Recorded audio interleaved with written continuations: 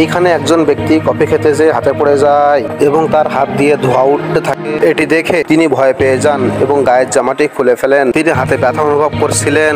হাতে চাপ দেওয়ার সাথে সাথে অদ্ভুত ধরনের একটা মেশিন বের হতে দেখা যায়। তারপর তিনি গলায় ব্যথা অনুভব করলেন। আঙ্গুল দিয়ে চাপ দেওয়ার সাথে সাথে মাথার উপরে অনেক ভারী কিছু অনুভব করলেন। ভালো করে বোঝার জন্য তিনি আয়নার সামনে যান। নিজেকে দেখে তিনি অবাক হয়ে যান।